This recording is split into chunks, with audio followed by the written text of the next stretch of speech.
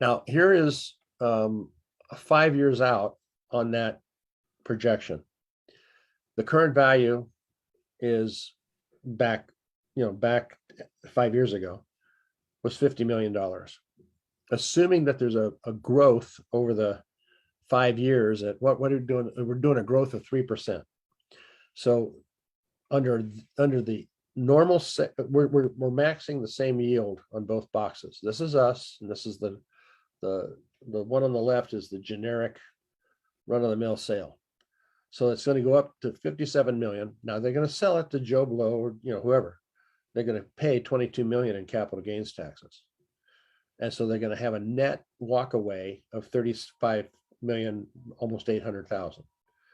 With our model, going back to the same 5-year period, same $50 million valuation back then, the same valuation today based on the company growth, but now from what they want to do and how we're designing it, we're reinvesting the TERC at the same 3%. We're matching the growth because they're going to reinvest it in the business. They're going to accelerate their growth.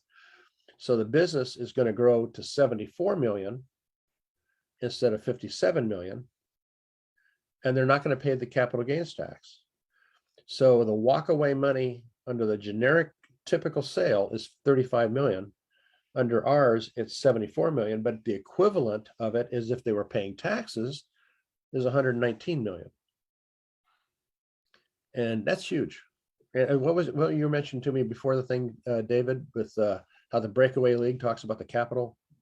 In the breakaway league, we talk a lot about the equivalent of how much money you need in a 401k to equate what you would be able to get out of a 10-pay life insurance policy for cash flow.